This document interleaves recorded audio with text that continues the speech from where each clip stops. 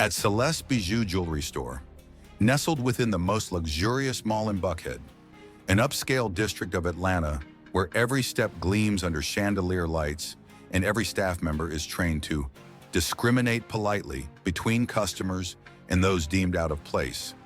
A black teenager named Malik Johnson stepped in with a heart full of hope. No one knew he had worked 6 months at Parker's Cafe, enduring patronizing glances and condescending remarks just to save enough money.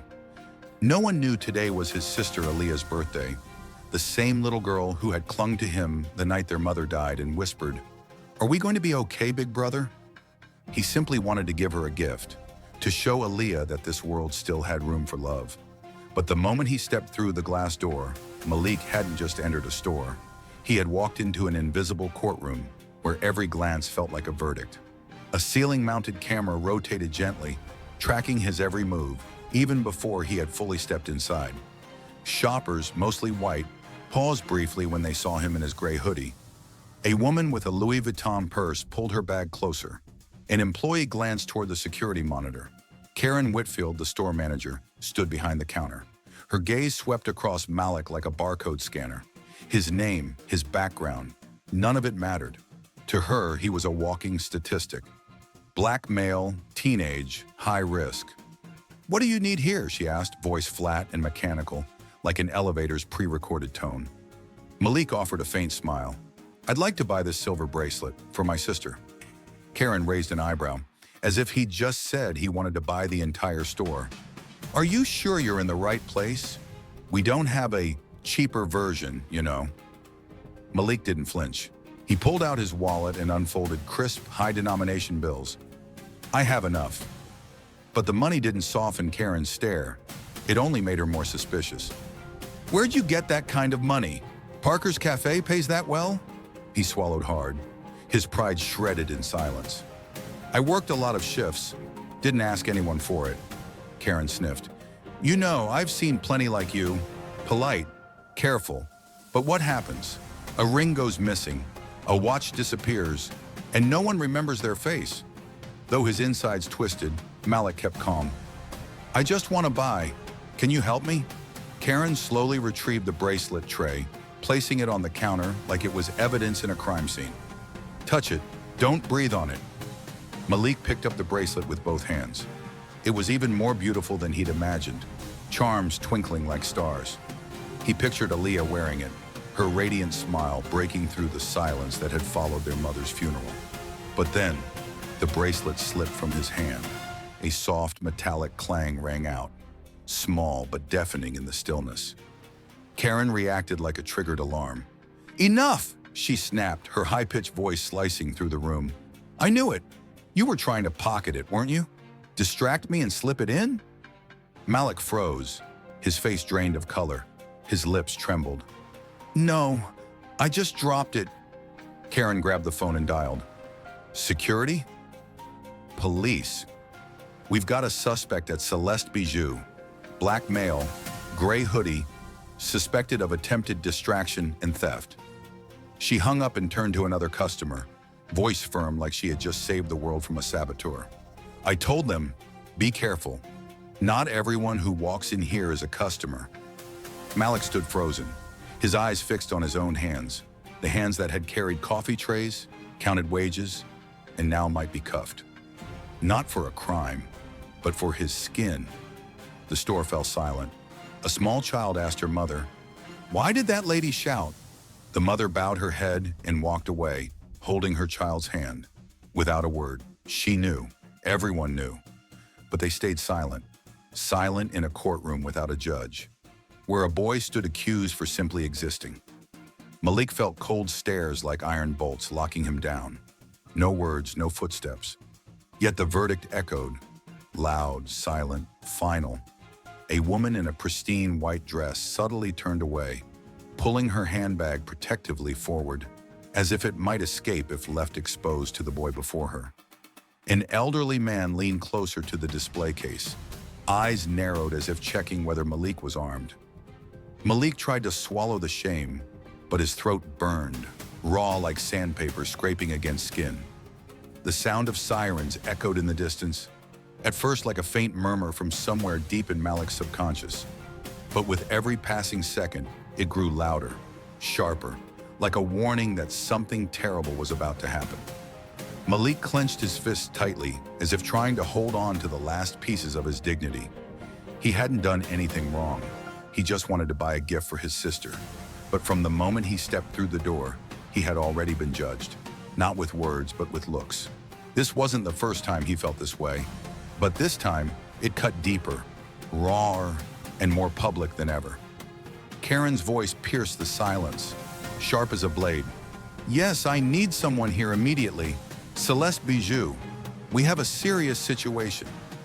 She shot Malik a satisfied look, like a prosecutor who had just completed a case file without needing a trial. "He's still denying it, but he's clearly becoming agitated. I can't guarantee anyone's safety much longer." It felt like a punch to Malik's gut. Agitated? He hadn't even moved, but she knew how to build a story, one that people out there would believe instantly, just because its central figure was a black teenager in a hoodie, inside a luxury store. He looked around, searching for a hesitant gaze, someone brave enough to say, "This isn't right." But all he saw were silent masks, people choosing comfort over justice. They saw nothing wrong, nothing worth speaking up about. A young woman near the glass window frowned, but then, like the others, she turned away. And that's when he understood. No one in this room stood with him. No one truly saw him. They only saw the shadow they wanted to see. Karen crossed her arms, her eyes drifting over his clothes, hoodie, jeans, worn-out sneakers. "Guys like you think just having money is enough to be treated like regular people." Malik froze at the phrase, "Guys like you." It wasn't just an insult, it was a verdict, wrapped in 5 words and stamped on his forehead before he even spoke. The bell on the door rang just as a cold gust swept in. 2 police officers entered, one older, the other younger, with sharp eyes. The room, though crowded, went still. "That's him!" Karen shouted, pointing as if at a wild animal escaped from a cage. "That's the one!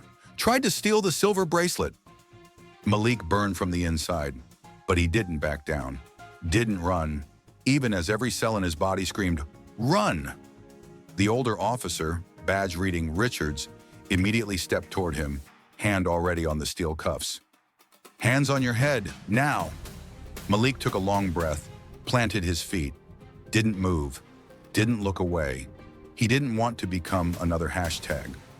"I didn't do anything," he said, voice low and steady, as if holding the right tone might keep him alive. Karen let out a mocking laugh. "Still pretending? I saw you trying to hide the bracelet. Everyone saw, but no one spoke. No one said, 'I didn't see anything.'" The young officer, his badge read Ethan, hesitated.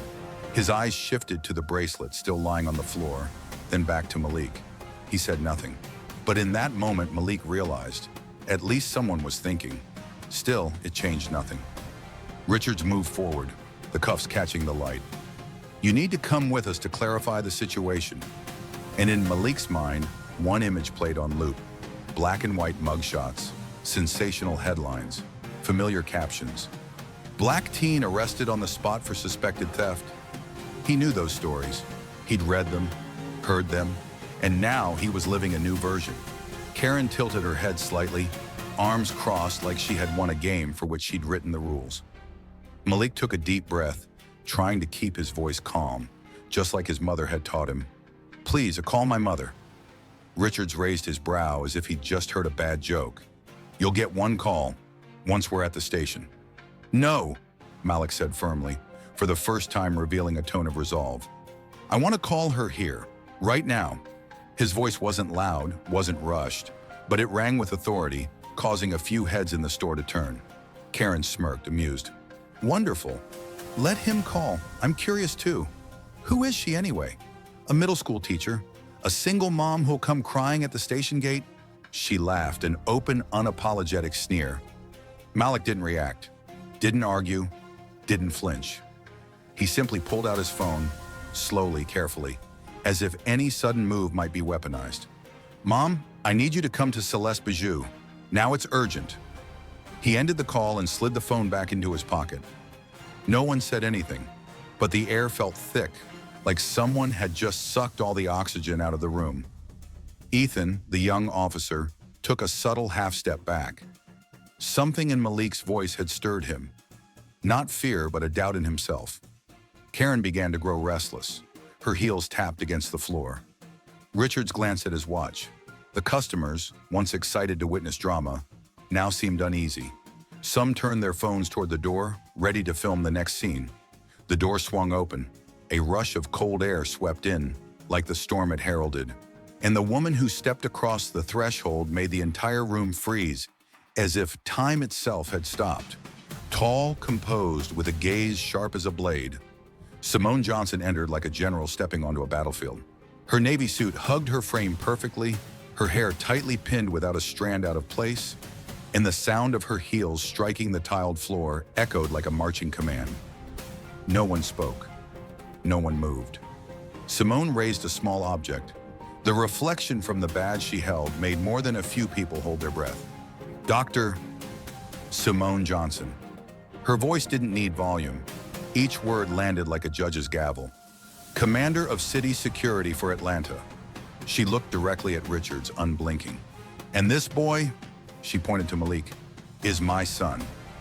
A deafening silence blanketed the room like a soundless explosion. Richards froze. His hand, still holding the handcuffs, dropped as though it suddenly weighed a ton. Ethan stepped back completely, shoulders slightly hunched, eyes fixed on Simone. But it was Karen who shattered first. She staggered, gripping the glass counter as if it were the only thing keeping her from collapsing.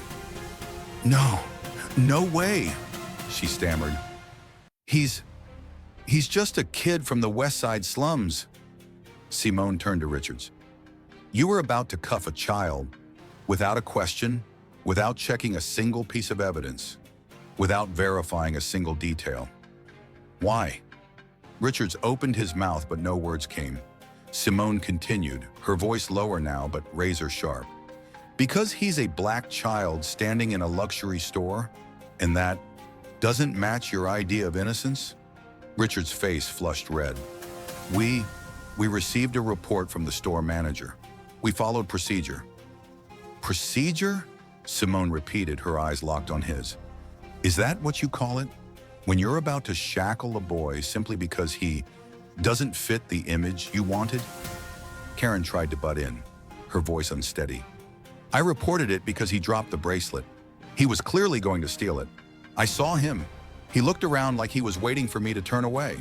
Simone turned toward her. No yelling, no threats, just a stare.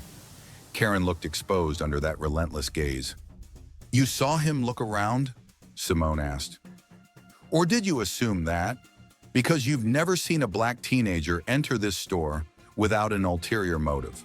Karen flailed, trying to steady herself mentally. I was just doing what's right. I was protecting property.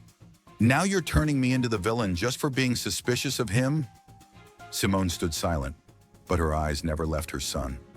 Malik remained where he was, quiet, shoulders straight, eyes tired, as if this was all too familiar. No one else in the store needed to hear another word. No shouting, no arguments, because what needed to be seen had been made perfectly clear. A powerful mother, a boy presumed guilty, and a society eager to believe what seems right. Finally, Simone stepped forward until she was face to face with Karen, close enough that her gaze locked onto the woman. Karen, who just moments ago had stood like a victor, faltered. Her eyes revealed growing unease. Her mask of arrogance melted under Simone's deliberate silence. A silence like a storm, quiet but destructive.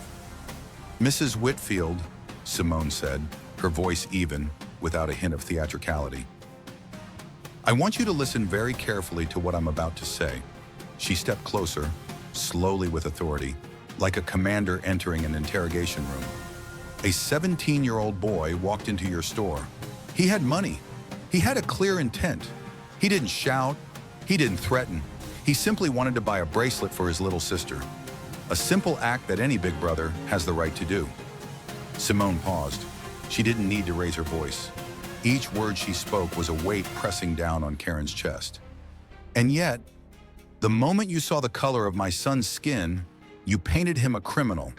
No evidence needed, no wrongful act, just prejudice." Her voice remained calm, but everyone in the store seemed nailed to the floor. Karen's gaze now avoided contact. Her hands clung to the glass counter like it was the only thing keeping her from collapsing. "I expect the security footage will confirm everything you claimed," Simone said. And for the first time, the steel in her voice became audible. "Because if not, then every false word you uttered becomes evidence of another crime.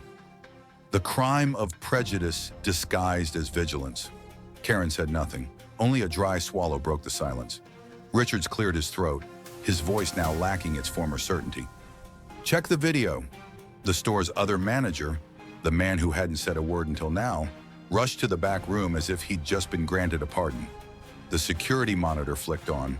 Footage played, Malik entering, Malik speaking, Malik opening his wallet, Malik offering money.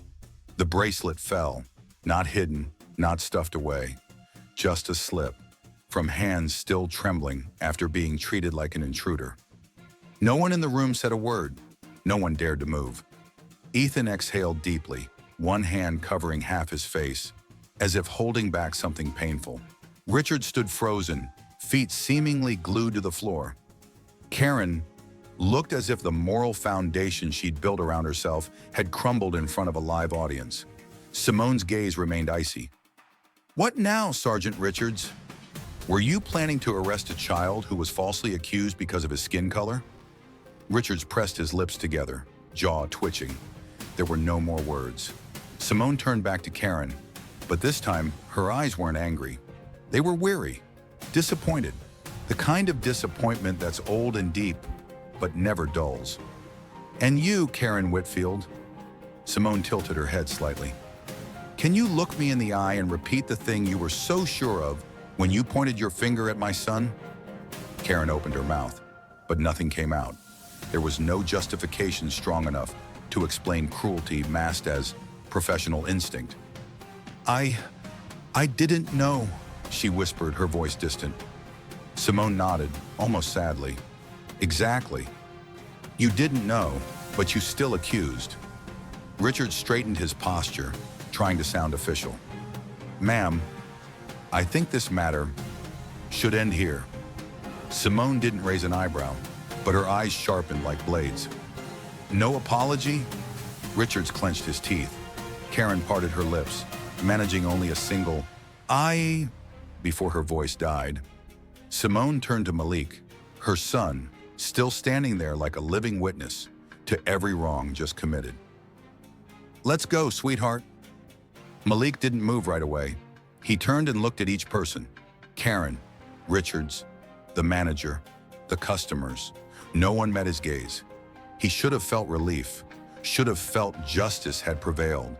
But inside him was only exhaustion, the kind not born of the body, but of the burden of having to prove his innocence, simply because of the skin he lived in. Malik walked forward, but as he passed Karen, he stopped, looked at her for a long moment. "All I wanted was to buy a bracelet," he said, his voice steady, not loud but clear as a bell. "But what I got was the truth, and sometimes the truth costs more than anything in this store." He walked away, shoulders back, head high. Karen stood frozen, as if every sound had been sucked out of the room. The glass door closed behind the Johnsons, but the air in the store still hung heavy. The truth had been revealed, but who among them dared to face it? Malik walked quickly toward the car. Simone walked beside him, each step as if carrying the weight of a history she had fought to dismantle. Only when they reached the vehicle did she turn to her son. "Are you okay?" Malik didn't answer right away. He looked back at the store. Through the glass, he saw Karen unmoving, Richard staring at the floor, Ethan with his head bowed. The customers had scattered. They wanted to leave no trace of their silence. I don't know," Malik replied, voice low and hoarse. "I know I was right, but why does it still feel like I lost?" Simone placed her hand gently on his shoulder. "Because you shouldn't have to fight this hard just to be seen as human." Malik nodded. He knew she was right. but deep in his chest, the pain still throbbed. Then the store door opened, and Karen stepped out. Malik turned, his entire body tensing like a bowstring on the verge of snapping. Karen emerged, clutching her purse so tightly the blood had drained from her knuckles. She looked completely changed. Nothing remained of the woman who had smugly called the police, dripping with bias. She stumbled, like someone walking out of a storm they had created themselves. Her face was pale, lips pressed tight as if a single word would shatter everything. She took a step forward, then stopped. She looked at Simone, then flicked her eyes to Malik. There was something torn in that gaze. Not remorse, but pride unraveling. Karen opened her mouth, then hesitated. No apology, no retraction of her accusation. Just a slow shake of the head, as if from someone who refused to admit defeat, yet could no longer deny the truth. Then she turned away, quickly stepping into the shadows, as though she had just been stripped bare under the midday sun. Malik let out a dry, brittle chuckle, short and hollow. Not surprised. Simone raised an eyebrow slightly, her voice cold as steel. Cowardice never knows how to turn back. Both stood still, watching Karen disappear behind the trees, her stiff stride like someone fleeing guilt. Guilt she had never acknowledged. Malik pressed his lips together. He hadn't expected an apology, but the moment still left a scar. Ethan and Richards emerged shortly after. Ethan paused, his eyes unsure where to land. His hands flexed and unflexed, his lips moved, but no words came out. Richards walked straight ahead, face flushed, avoiding both Simone and Malik. He gave a brief nod, a silent gesture of failure he didn't have the courage to name. So that's it? Malik asked softly. Simone answered without looking at him. Not yet. This was only a confrontation. Malik looked back at the store, where the whole incident had just erupted. Inside, customers had returned to browsing bracelets, trying on rings, as if no child had ever been falsely accused for the color of his skin. Their earlier silence had now turned into forced busyness, as if it were merely a brief scene in the movie of their lives, and they didn't want their names listed in the end credits. Malik clenched his fists. His voice trembled. I just wanted to buy a gift. Simone placed a steady, gentle hand on his shoulder. I know, sweetheart. Malik took a deep breath and slowly let his shoulders relax. He turned away, leaving behind not just a jewelry store, but a part of his faith that had just been crushed. Justice, even when present, had arrived too late, and couldn't erase the feeling of having been instinctively treated as guilty. As the car door closed, Malik leaned back against the seat. He felt the weight of every gaze in that store still clinging to his skin. Simone got into the driver's seat, gripping the steering wheel so tightly her knuckles turned white. No one spoke. Only the hum of the air conditioning and the pounding of two hearts filled the silence. Outside, life went on. People still walked by, the sun still shone, the store remained open. Only the two people inside the car carried a reality the world refused to see.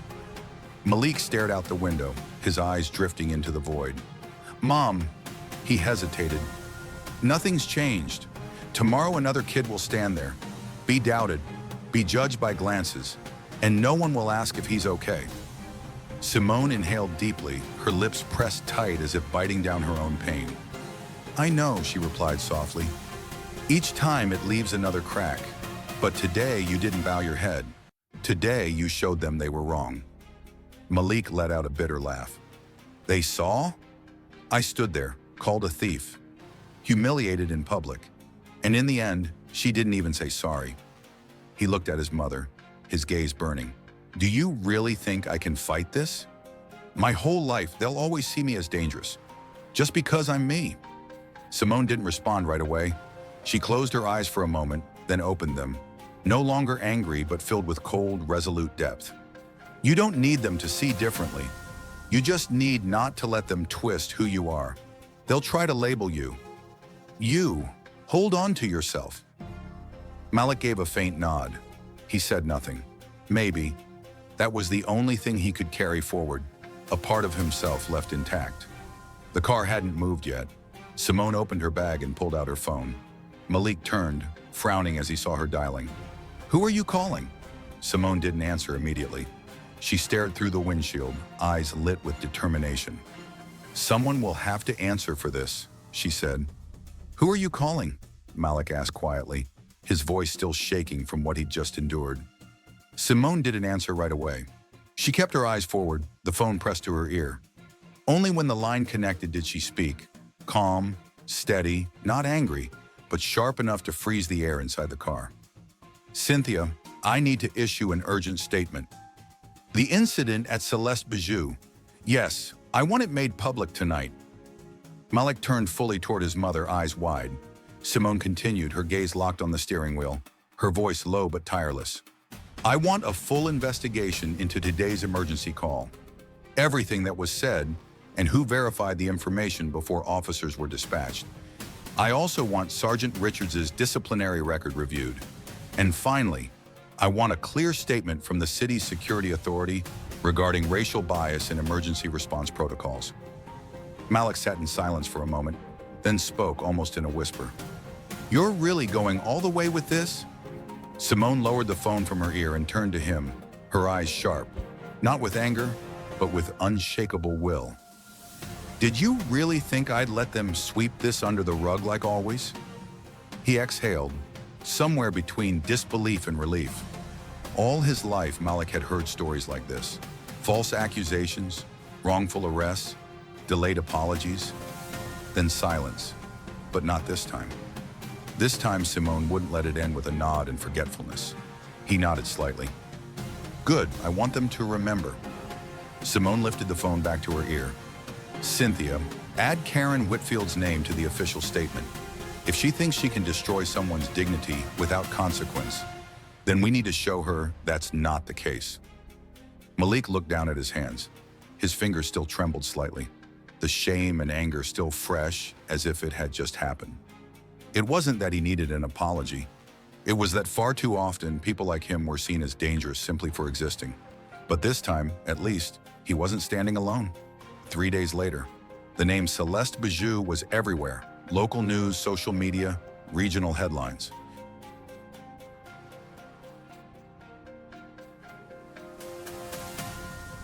The titles cut like razors. Police under fire for bias-driven response at luxury jewelry store. Black teen nearly arrested for not looking like he belonged. Security footage exposes the lie. Caller refuses comment. The store's Yelp page flooded with one-star reviews and angry comments. Karen Whitfield was placed on unpaid leave, though several sources confirmed she had been terminated. The city's police chief released a formal statement condemning racial profiling and vowing the incident would be fully addressed. On a digital news site, Malik saw his name, not as a suspect, but as a witness to a broken system. He set the phone down, his eyes still hollow. Everything was right, but inside him, only one heavy question echoed. What if his mother hadn't been Simone? What if there had been no camera? What if Ethan hadn't hesitated? Would it still have ended this way? Or would he have been dragged away, hands cuffed, dignity shredded? Not for anything he did, just for the skin he was in. His thoughts were cut short by a shriek of excitement. "Malik, look! Zoe, his little sister," burst into the living room, her eyes glowing. She waved her wrist, showing off the silver bracelet, the tiny charm swinging with every step. Malik froze. That bracelet, the one that had become a symbol of humiliation, now rested on his sister's wrist, shining innocently under the light. "You picked this, didn't you?" Zoe asked with complete trust in her voice. Malik hesitated. He knew it was their mother who had gone back to buy it. He hadn't been able to return. Couldn't bring himself to walk across the same floor where he had once stood as if he were an intruder. "I chose it," he said finally, forcing a smile. "And it found the right person?" Zoe beamed, hugged her brother tightly without a care in the world, and then ran off to show her friends. Malik watched her go, his eyes stinging. There was no fanfare in this victory, no applause, no viral apology clip. But at least, today, justice had a name, and his pain wouldn't be buried in silence. We don't need to shout to demand justice. We just need to stand tall when we're judged wrong for the color of our skin.